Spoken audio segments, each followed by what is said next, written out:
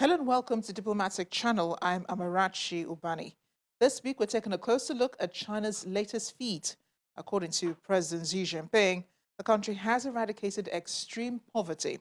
And that announcement came on Thursday during a major meeting by the ruling party, or the only party, I should say, the Communist Party of China. It is one thing to be in the process of eradicating poverty, but extreme poverty? We have to take a closer look at the Chinese model. Helping me to navigate this course is financial inclusion and poverty expert, Dr. Rotimi Nilola. We'll be delving into this in a minute, but first, a quick check on other discussions in diplomatic circles. Nigeria is set to receive 4 million doses of the Oxford AstraZeneca vaccine. This was revealed by the chairman of the Presidential Task Force on COVID-19 and Secretary to the Federation, Mr. Boss Mustafa. The logistical arrangements and other things are in the hands of the UNICEF.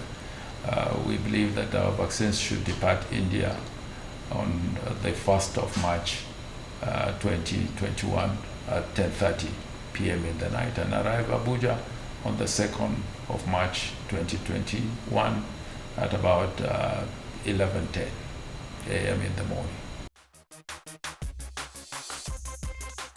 Saudi Arabia has rejected completely the U.S. intelligence report on Friday that found Crown Prince Mohammed bin Salman had approved the killing of Saudi journalist Jamal Khashoggi.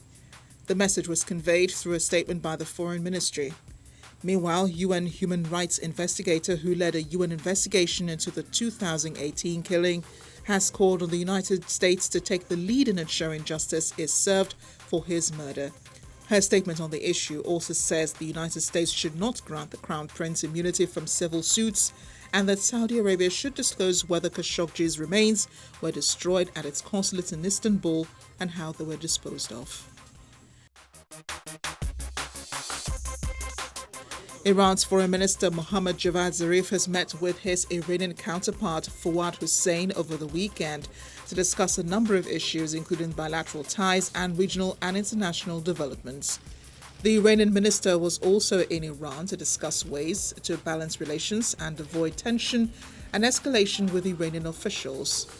Prior to this meeting, the Iraqi foreign minister met with the Secretary of Iran's Supreme National Security Council, Ali Shamkhani, following his arrival to the Iranian capital on Saturday. Finally, Myanmar's United Nations ambassador Kyo Mo-ton has been fired a day after he called on the UN to use any means necessary to reverse the February 1st military coup. Kyo Mo-ton had told the UN General Assembly he was speaking on behalf of the ousted civilian government of elected leader Aung San Suu Kyi. Myanmar has been in turmoil since the army seized power and detained civilian government leader Aung San Suu Kyi and much of her National League for Democracy party after the military complained of fraud in a November election. Welcome back. China's 1.44 billion people are no longer poor. That's what President Xi Jinping implied when he announced on Thursday the country has eradicated poverty. It's a miracle, he says. A country has created a China example of poverty reduction and made great contributions to global poverty alleviation. That was also part of his address to the CBC. According to the president, China met the poverty eradication targets set in the United Nations 2030 Agenda for Sustainable Development 10 years ahead of schedule. And according to the World Bank's International Poverty Line, the number of Chinese people lifted out of poverty over the past 40 years accounts for more than 70% of the global total. President Xi Jinping, in his address on Thursday, said China has secured a complete victory in its fight against poverty. The president is also General Secretary of the Communist Party of China and the chairman of the Central Military Commission. He said absolute poverty has been eradicated in the world's most populous country, describing it as a miracle that will go down in history.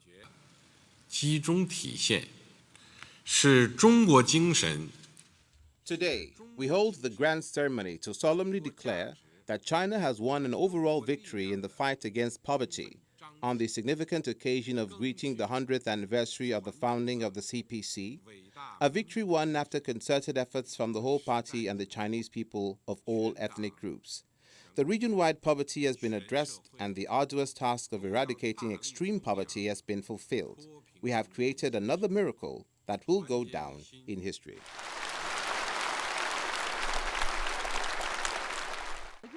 After his speech, he presented medals, certificates and plaques to people he called role models from the country's anti-poverty fight.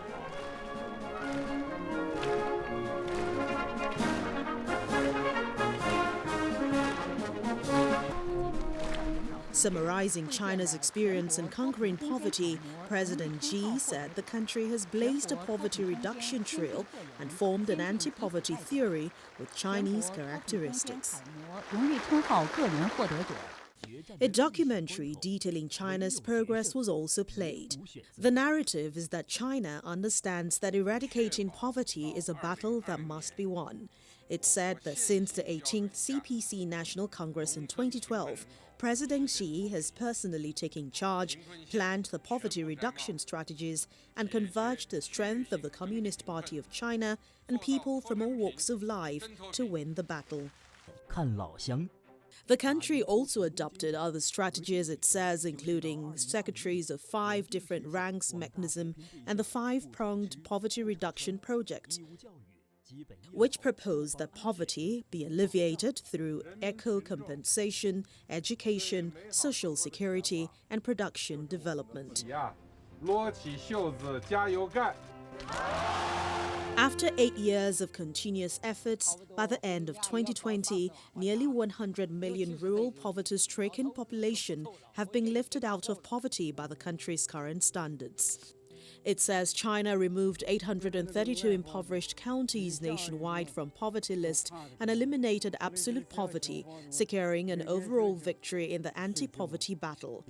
One respondent in the documentary said the biggest change has been the change in people's frame of mind. With incomes increasing and living standards bettering, every family now has a clean, tidy and beautiful house.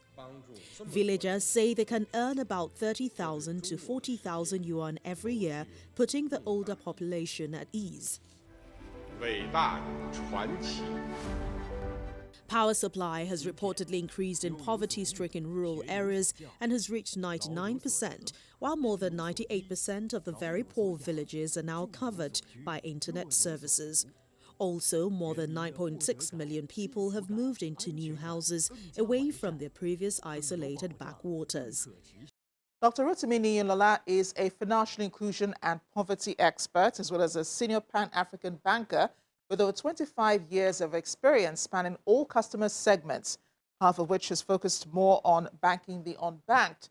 Now, among his many achievements, he is also author of an Amazon #1 bestseller, A Poverty-Free World, From Dream to Reality, and is currently working with partners to set up a Pan-African digital bank to bank the unbanked in Africa at scale and support actions to end poverty.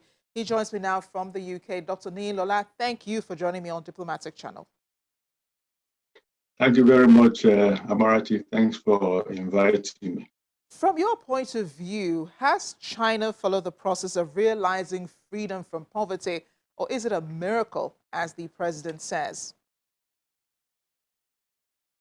Okay, I think first, this is a positive news coming out from China. And around this time when there is a bit of negative news all over the world, I think it's very nice that we are hearing this good news coming out of China. As you said, the Chinese president, February 25, last Thursday, organized this event where basically was celebrating total victory over extreme poverty, where the country has been able to put the entire country out of extreme poverty. So I think that's good news, and a lot of people around the world have received this with excitement.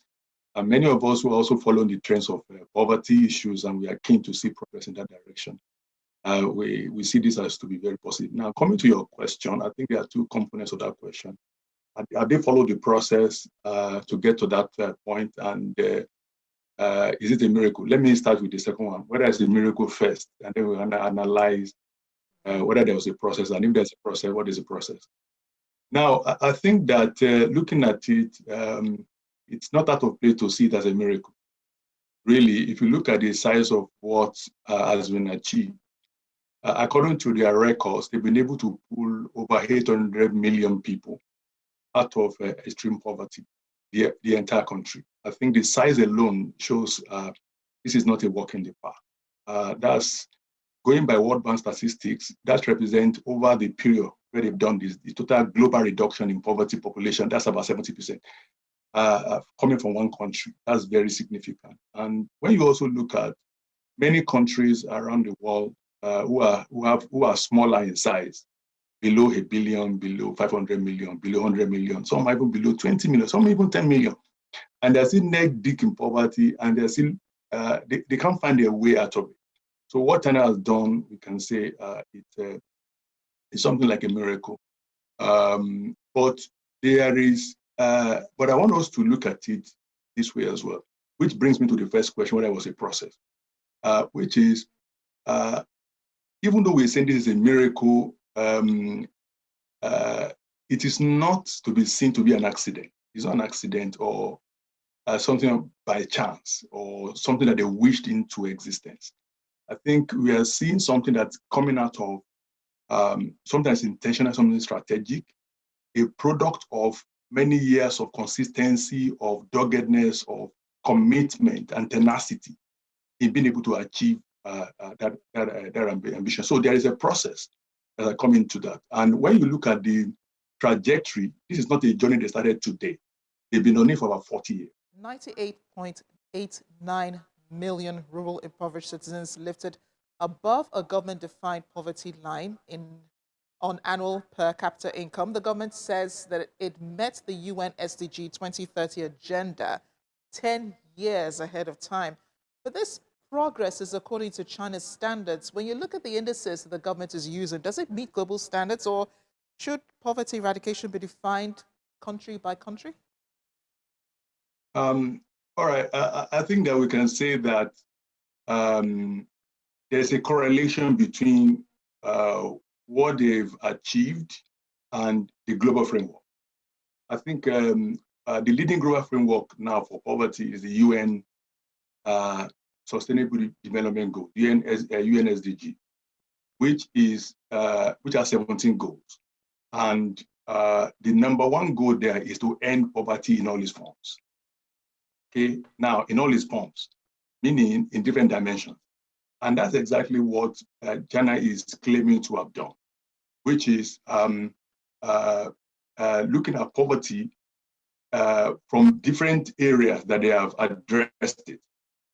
Okay, quite different from what we used to know before, where when you talk about poverty, you're talking about people living by a certain income metric, less than $1, less than $1.25. I think the current one now is $1.90, right? Which is useful, but it's not really very helpful if you really want to end poverty. All right, so you have to be able to look at it in different forms, not beyond the money, because you don't have the money, and the money enable you to access certain, to afford certain services that you need to take you out of poverty.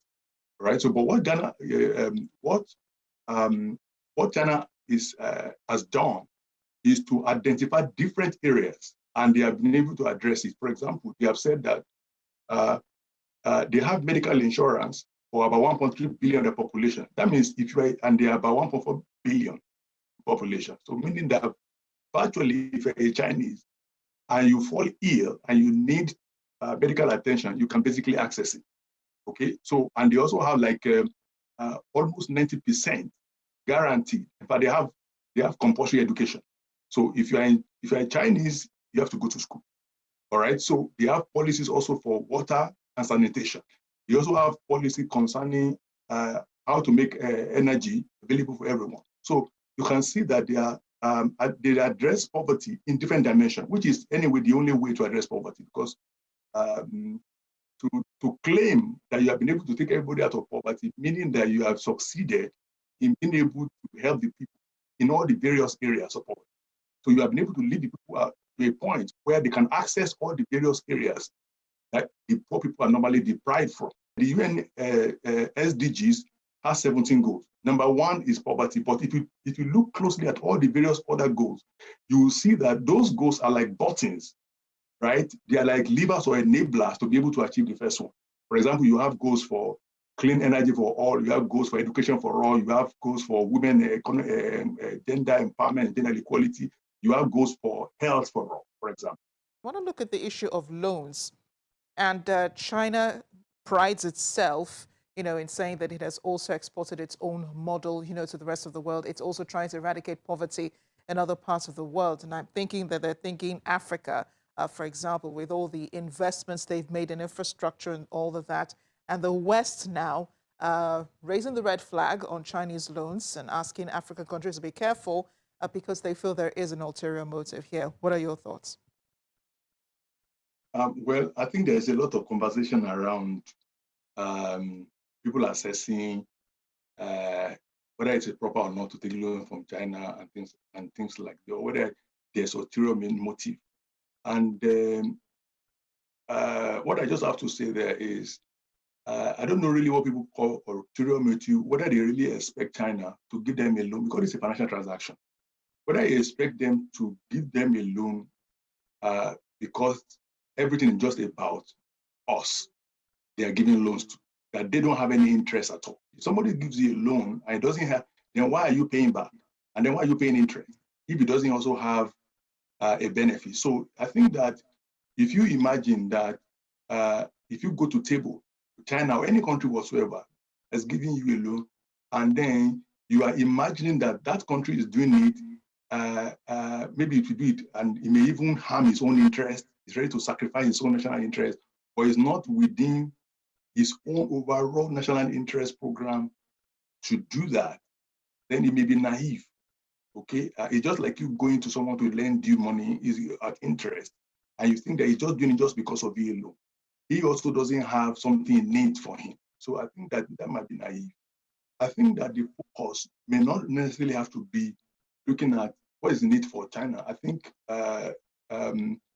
if you look at the entire program of how they drive the economy, international trade and all that, I think the way they approach countries is part of that. And you may not be able to blame them for that because it's part of their way. Because when they give you a loan, materials will come from their country, it creates market for their people. And then sometimes they bring their people to execute it. They create labor market for their people. So you may not be able to blame them because they have a right to also be able to promote their economy by also working with other people. But I think that what's important is that anyone they are working with need to also bear it in mind that in the process, the interest of his own people are not sacrificed. I think that is what is what is most important, and it's not really bad, right? If I'm hearing you correctly, Doctor, you're saying you have no concerns about what the West has called China's sharp power, especially in Africa. Yeah, I think that I don't want to rule on who is right or wrong between China and America or the West. I don't want to come into that fray because if you watch it very well, there is some kind of economic war between those interests, and is about everyone trying to everybody is trying to reach out to the market. So the African market is a market, right? And everyone wants to trade with Africa or with any other part of the world. So it's like you go to a market and then you are contending for that market. You want to do trade with that. So China wants to do trade, America wants to do trade. So they just want to do trade with us, and everybody is trying their best to see who's going to get a larger share of that. So, how they rate themselves in that process, or assess themselves in that process, I don't want to comment. What's important, I think, is in the international system, on the international market, people go there with their products. You also consume the product. I think what you must also ensure is that you are not consuming more than what you are bringing to the market, because that is where the problem comes. In China, you go there, they also consume American product. But what they are trying to do is to produce more right? They try to produce more than what they consume, all right? So the problem comes when... Yeah, and then the next But question for this, was, yeah, where you place yeah, the next Nigeria question is on the about, poverty yes, map. the poverty, Africa and even Nigeria. I think that when you look at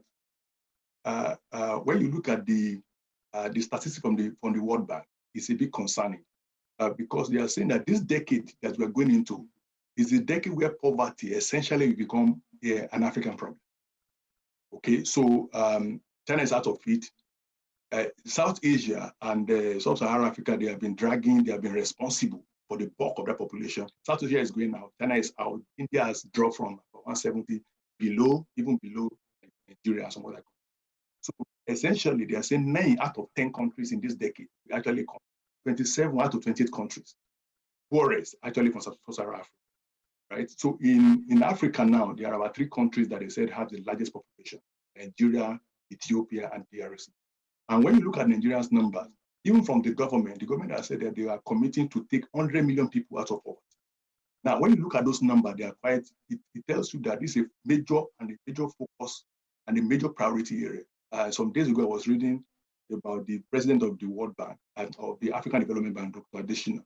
I think when he was at the inauguration of the Ondo State government, he said there are 83 million Nigerians in extreme poverty. So whether 83 million or 100 million, compare it to the overall population of Nigeria, 200 million. Compare it to adult population of about 105, 110 million.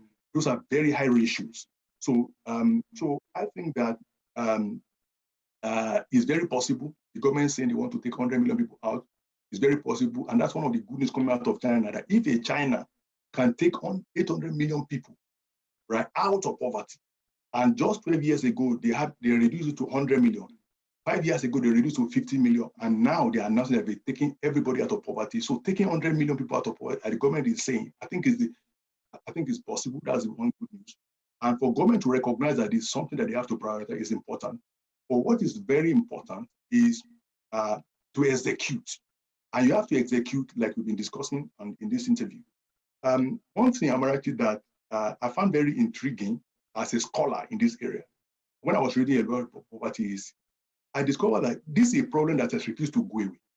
But this is also one of the problems that is so clear in understanding that we have knowledge of, right? Most problems in the world that have not been solved is because we are trying to understand it. But poverty, way back, there are libraries, there are researches, is a problem that's well understood. Why is it that we are not able to solve it? All right. There's a gentleman, late Dr. Martin Luther King. He said in one of the last sermons he gave in 1968, he said that there's nothing new about poverty. That what is new is that we have more techniques and we have more resources to actually make it history.